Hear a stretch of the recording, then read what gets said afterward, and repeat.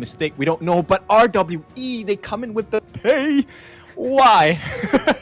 Okay, I have some serious issues in this pay pick regardless. But I think it's an interesting one. Maybe, again, with the draft set, it looks like Nongshim, I would definitely favor this draft. But to your point of being kind of showing or picking some of the best heroes in this game one, very worrying. All of these are all very meta, except for maybe the Dave Rangier. I don't think it's, top tier or whatever. But this is a very strong lineup. I do give this game one in favor of Nongshim, but I'm more worried about the next games. Yeah, right now I think I prefer Nongshim's draft. I think it makes a little bit more sense in terms of execution, a little bit easier to execute. And of course, the risk factor on the side of Rough World Era is a little bit higher because if Arise doesn't get his game going right from the get-go, it's going to punish them really hard. And while we love those performances, like in the previous championship we saw in Indonesia where DMT just went ham, Freddy did the pay performance of a lifetime, right? I'm sure RWE can do it as well, but do they want to put themselves through this tremendous stress to recreate the performance again? Yeah, it's not going to be the easiest thing, right? RWE are definitely going to be scared when Nongshim want to take the fight to them, right? They can death ball in that RWE pretty much want to keep them from, the enemy as far as possible, kite out, split push, use the Dachiao to your potential, the maximum potential with those Sea of Fates, and just get yourself out of dodge. You don't really want to fight too often, like a head-on fight. But again, Nongshim, it seems like their strategy very, very obvious. They want to take the fight to you. I think it's going to come down to Haku just really farming on that Ogren and giving themselves a huge opportunity for this one. But again, if you're going to go into the first match, first game, I think that you want to put your best foot forward. You want to be on the winning end, at least game one. Get yourself a little bit of confidence. Oh yeah, for sure. Now let's change our perspectives for a little bit. At the start, I think Nongshim's draft looks a bit better, but RWE does have some benefits to their draft as well. Now, if we take a look, if 7 Jin and Arise have a good start to the game, 7 Jin will be able to tank quite a lot of damage, and with the Truth and Enlightenment mantras, he will be able to lock a couple of members down, deal damage, and this is where the draft, the strength of the draft coming out from RWE is going to hit its maximum potential because you have long-range bursts coming in from Tunski, you have long-range bursts coming out from Danny as well, and there is an escape mechanism coming out from Fleur as well. So let's see how this game is going to go. The laning phase is so important for both sides. Yeah, it's going to be huge for us, right? I mean, to your point of RWE though, if they actually pull this game off, taking it to Nongshim and being able to beat their meta draft, I think that would be so demoralizing for Nongshim. They would be in a world of hurt. Being able to pick their best heroes and not being able to take out RWE here, that would be an awful situation for them. Oh yeah, and you know what? I think right now, I like the thought process of RWE. Right? We want to have the support coming from Fleur. They want Tunski to have that advantage in lane. He needs to be a higher level than compared to what they have on Nongshim. That way his couple blades will hurt a lot more, and there is a deterrence to taking team fights coming out from Nongshim. Yeah, and if you're looking to see what the strategy is of course it's the Ogren show, right? Let Haku do his thing. Let him farm, take all the middle lane. Oh, but solo in the bottom lane. Oh, he's gonna be fine. Oh, this is going to be the first blood. Illusion gets the game going for the side of Nongshim. And here we go. That was the replay itself. Small difficulty there, but Siri, he baits them in, gets the escape, and Illusion gets the first blood. Okay, so the ambush was about to go. I mean, they made a nice little rotation there. They were going to get themselves that. But Fleur actually threw out the Sea of Fate. He was just like teleported out of there, and Danny he was too far from the portal to click himself back to safety. So unfortunate for him, he goes down, giving up first blood. Not the greatest start for RWE in that bottom lane. Yeah, but textbook execution from Nongshim, right? One of the main people you want to shut down is the farm lane. And Danny, of course, suffers the first blood. He's going to lose a couple of creeps, so he's going to be under level, and he's not going to have as much gold compared to Siri, right? And we all know Siri, if Siri gets ahead, he is not to be trifled with. He's a death ball. Yeah, he's very strong. I mean, he's going to be able to do his damage here. But in the bottom lane, a little bit more action just going in. But Siri, I think that with that first blood, I think that they're, in a great situation. Siri right now definitely has that lead, in that bottom lane. Yep, and it's going to have a trickle-down effect, right? So right now, Tunski may be getting caught out in the middle, will move away, will give up a second kill potentially, and will be taken down as well. Tunski, the second victim, because Nongshim right now, they have hit a stride. 1,000 gold ahead. Is this lead going to go even bigger? Yeah, what a great start for them. I mean, Siri getting that other kill, but oh, Haku looking to fight. Okay, looking for that punish as well, but Haku makes it alive. And Nongshim not punished 2-0, still holding steady. Look, if it was me, and I'm not to say that I'm a pro-level player, I would have gone for it. I would have tried to kill Haku, because I think that he is the win condition on that one. I think that you try to kill him as close as possible. Maybe you do dive, and maybe you do, you might not be able to get it, but I think it's worth taking a risk for, because Haku is the type of player, when he gets going, it's very difficult to stop, especially on an armor. Oh yeah, for sure. I mean, okay, Arise, the reason why he might not have gone for that, simply because he already has additional farm, right? He's at an advantage, he's level 7 ahead of Haku. Haku's like half a level behind him, so I don't think that risk was worth the reward, especially if he died. Yeah, but Arise, on the pay, you turn into a tiger, not a chicken. See what I did there? Okay, anyways, but I would have gone for it. I think it's totally worth the risk. I think Arise, you need to take a little bit more, a calculated risk, be a little bit more aggressive so that you do try to get as much, do as much damage as possible and getting those pickoffs, because it's going to be very important going into this one, because you're starting to fall behind. That net worth lead is starting to grow in favor of Nongshim as they get even more and more aggressive. But the Tyrant here, easily picked up by RWE. Yep, so they will give that trade, right? They give up the Crimson Golem for the Tyrant. I think that's a fair trade, right? But they have to make something else happen. Get a turret, get a kill, something else. Because as it stands now, while they have the Tyrant, it's not going to matter that much. There isn't a huge advantage to be had. And right now they're going to try again on the bot lane. 3v2, not enough damage. Sea of Fate used by the side of Fleur, and it looks like this is not going to work out. Yeah, not going to be working out. But look at Nongshim. They're looking to kind of flank around. Haku is making his way into the enemy jungle, just taking everything from them. But look at the blue buff. This is something to take note of. RWE, all 5 members are kind of grouping up, but man, they're going in. Yep, 7gen, he tries to go for it, will not survive. He gets taken out by Haku, that last hit by the Seer State as well. And with the path of passing, he will make his way out at the same time. So Nongshim, very clean, very calculated, 3-0 up. It's a sizable lead now at 2,000 gold. Yeah, tough. I mean, 7gen tried. I mean, he had a nice 2-man truth, but the follow-up damage wasn't there. The rest of them weren't on the same page in terms of getting the prioritization of who needed to have died. A difficult situation trying to take down Haku because, oh my god! Siri, Tunski! Yeah, that was huge. Okay, that's a bit of an ambush. That's one way of getting back in, and you have that potential burst. Siri, much more squishy than, say, the Haku.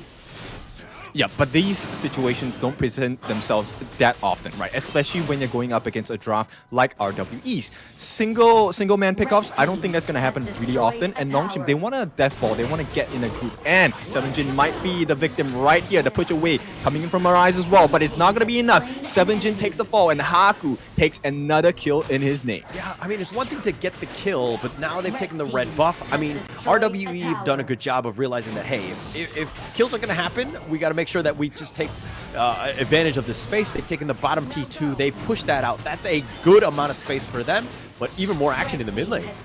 Yep, it's a horrible position for them to take. Arise gets a revenge kill here. They're going to be using the Unending Sorrow to try and make it away. Right now, Tunski does not have that Reforged Blades ready just yet, and I think this is going to be the end of the aggression for now. Yeah, end of the aggression here. But look at that net worth lead. Less than, or it's about a K still. Still kind of fluctuating. It was bouncing a little bit in favor of RWE. They're finding ways to get themselves in. The bottom T2 going down is a lot of net worth gone, shifted in favor of RWE. They've done a good job of the space that's been given to them. They need to be aggressive. I think that the longer this goes, it's going to be more difficult for Nongshim. Oh yeah, for sure. I think at this point, the big question for the side of Ruffle era is, can they allow Danny to farm? Because Danny has not been able to get too much farm across the map, right? Every single position has been a silent threat from the side of Nongshim. You don't know where Haku is. He's pretty much hiding in brushes all the time. Yeah, but I would want him to be even more aggressive.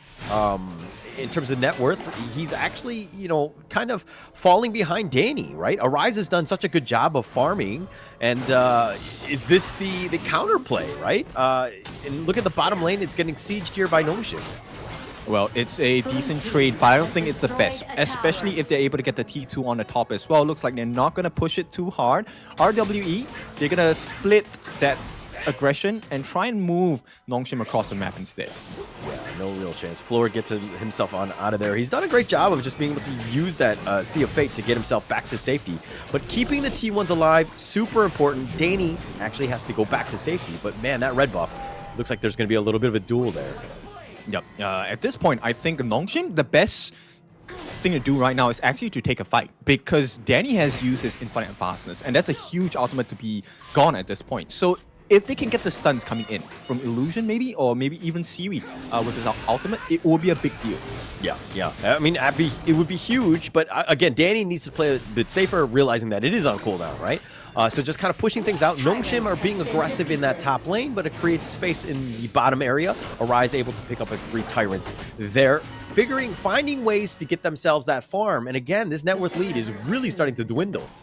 Yeah, it's less than 1,000 at this point. But objectives are also really important, the neutral ones especially, and it looks like Haku will kickstart that Overlord. And right now, it is just Kyung against the entire lineup of RWE. Yeah, and the Overlord picked up with all that space. If anything, Kyung9 stays alive. He probably would have lost that duel if he kept on fighting with Arise. Arise looking to split push, taking advantage of all that space, doing a great job of, taking as much farm as possible and keeping on pace. He's got a level advantage over Haku, 13-12. Wow, he's keeping on pace. But anyway, you know what? RWE, I really like the positioning. They're always in a position where they can kind of pincer out Nongshim. I'm just really curious why they have not chosen to do it, right? At this point, the pincer style positioning works in favor of RWE. It allows so much opportunity for 7jin to come in, get the truth onto multiple members, and maybe you take a big team fight. And couple blades coming from Toonski, that's something that you're going to be hating on the side of Nongshim. Yeah, and look, Nongshim right now are kind of running back and forth.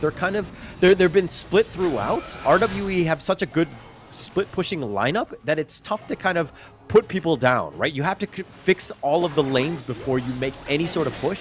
Looks like they're going for the middle and the bottom to kind of push things out. Danny had pushed the top, so that T2 top is going to take some serious damage. But here's the Tyrant that's going to be going on here. Yep, right now it is going to be 7jin. He catches 2, but there's no follow-up damage. And at this point, there is a different threat. The T3 on the top being hit down by Danny, but it looks like Tyrant's going to be of utmost importance for this side of Nongshim. They get the kill on the Arise. No follow-up damage. It is going to be the Tyrant going in. But Danny, he gets the steal. He gets that T3, and it's a huge, big win for the side of RWE, in my opinion. Yeah, I mean, you might have survived, but you've lost 3 members, right? And you lost the Tyrant. Yeah, the top T3 is open, and that's going to be a constant nuisance, a thorn in Nongshim's side, so to speak. But now they're looking to push the bottom T3. Maybe they look for the equalizer here. Yep, they can definitely hold, but not if Flora dies. And this is going to be a trade immediately for that T3 as it's Danny against the world. He flashes in, tries to get his infinite advances, will get it out. The stuns did not come in combination. And right now, this is the return fire. They will not be able to catch too much mobility on the side of Nongshim, and they even it out straight away. Yeah, Danny right now playing the Loom to its maximum, getting that kill, gets a burst, infinite vastness to safety. He's going to be fine.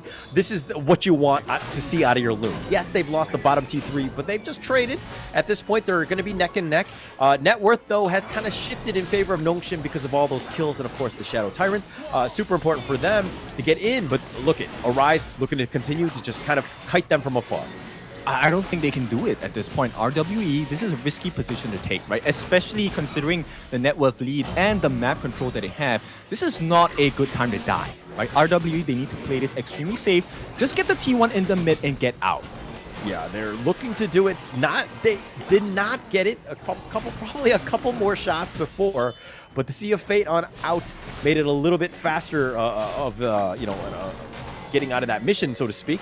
But it looks like Nongshim being aggressive, continuing to death ball, putting a little bit of pressure now on RWE's T1. Yep, they have to, right? At this point, I think the biggest concern for me on the side of RWE is the fact that I don't think Danny has enough damage yet, right? He was going up 1v1 against Haku, just trading blows, and did not do as much damage as I think they would have hoped to. But here's a consolation prize. They get the T1 in the mid. They finally got it. That's a huge one, at least as a strategic objective. It opens up a lot of the map here, but looks like they nice found catch! Kyung. Yep, Kyung, he's gonna try and survive, but the damage is too much. 7jin gets a shutdown. This is a big moment for the side of RWE. They might want to contest his Crimson Golem. No, they will not. 7jin, he has to run for his life. Manages to slide out, and here we go. Oh, the Eye of the Whirlpool saved the day. Gets the kill on a Siri as well, and this is a big macro play coming out from RWE. This could be the winning blow that they deal to Nongshim. I mean, playing the Dachao to its maximum potential. That's exactly what you wanted to have done, right? Like, Nongshim, they want to just kind of deathball you. They want to stick as a 5-man and just run at you, but they're not able to do that because they're being pulled from all over the different places. If we're looking at the vision score for this one, I mean, we're seeing exactly just what, the Kyung9 has been, for the forward scout, he's been able to spout them out most of the time. I mean, he has the highest vision score, but usually that kind of adds up a lot in terms of the map control. Floor has done a great job on the RWE side. I think he had an even higher score than Kyung9 with 38. But this is something that you need to take note of because having that map control, super important. And it looks like they've turned the game on its head. RWE are looking to kind of push down at least this bottom T3 with that Shadow Vanguard. Yep, make no mistake, even though the goal is pretty much even, it is RWE in the lead right now. They're just looking for that opening. They will get this T3, see if it used. The Dacha will go back. Fleur manages to send himself back. Now, the thing is, how much aggression does RWE want to put? 7jin once more, he goes in, but it's going to be the Unending Sorrow, put down a defensive measure. And right now, they manage to push them back and get a kill maybe. It is Fleur, gets the kill, but it's just a roam. Danny will get the return kill onto Faye. Flies to the sky, gets out, and still, Nongshim at the back foot. Yeah, like, while Floor did end up dying on that one, not able to see a fake back to safety, but Danny, again, like, you think that you've got Danny locked down, but then he's able to just kind of infinite vastness on back. It's very demoralizing because you're like, I can just blow this guy up, but he just gets through their fingers almost every single time. Being able to survive is Danny's, like, superpower, and being able to do that, super important for him because he's, like, your carry. You got to keep him alive. He's going to do all the damage, and he's going to, win you the game if you keep him alive. Okay, it is not going to be a steal coming out, and it's committed. Ultimate's Illusion does not have the Unending Sorrow anymore, and right now, RWE in a good position to maybe get a catch, but Kyung9, he catches him out instead. It's going to be 7jin, makes it out safely. CFA going to send him back, and RWE maintain this advantage they have fought so hard for the past 15 minutes. Yeah, it's been tough, right? Nongshim right now, they've been kind of, I would say rattled, right? This strategy has been super annoying. They've been able to split push. They've been able to kind of push you around and control things. They don't really want to fight, as it looks like. Oh, they do find Danny. Yep, Danny taken down Tunsky as well. This is a big mistake coming out from RWE, and Nongshim happily obliges. Fleur is gone for no. He will have that Sea of Fate. Was it Sea of Fate? No, I don't know how he got out, but he did. And right now, it's still punishment, right? For the side of RWE, and maybe even more. 7jin gets stunned up, and here we go, Unending Sorrow, and Siri changes the whole game for the side of Nongshim. Yeah, it's one thing to push, though, and they're doing this with only 2 members. Siri is actually starting to hit that critical mass where he can do some serious damage, but you gotta be always conscious of where the lanes are. The bottom and the top were both pushed. Kyung9 had gone to the top lane. It looked like Haku had gone to the bottom, but this is the replay, kind of seeing exactly how they were going to go. RWE, they really can't take this this team fight, right? It's a tough situation for them. They're not able to do it. Once, Danny had gone down, it was a matter of time. Tunsky just got killed as well, so now they're being pushed. This is an opportunity for Nongshim to potentially end the game, but you got to kind of, herd the sheep, so to speak, so that they're in one situation. If it advances, Yep, they will try. Arise going one-on-one, but it's not enough damage. Nobody is supporting him, and right now he gives his first life, probably the second as well, with the CS state taken down. And even though there is a lot of control coming out from RWE, it is still Nongshim all the way. Here we go. Powerful passing to get out, and at this point, RWE survived, but Nongshim definitely have turned the tables. Yeah, turn the tables. I mean, they've lost 2 members each. It's an equal trade, but there's no T3s left. Everything has been kind of, their base is in ruins, and now they need to figure out some way to defend. Now it's going to be tougher to split push because every single lane will be pushing. Obviously, they have, you know, Nongshim have that mid T3, which will kind of slow down at least that mid lane for Nongshim, but they need to be careful when they make any sort of push. This Overlord is going to be picked up pretty huge at 17 minutes, and now the net worth lead is slowly grown to about 3K in Nongshim's favor. Yep, I think at this point, the goal difference does not matter because both Danny and Siwi have hit the full itemization, right? Both of them have hit 10K. The question now is, I think Siwi has the Sage's Sanctuary. I don't remember if Danny has one. And right now, the extra life is going to be of big importance for the side of Nongshim. Yeah, it's going to be pretty huge here. I mean, with those Vanguards, the super minions are pushing, right? But with that Vanguard, it's going to be a little bit more of a situation. But Faye, oh!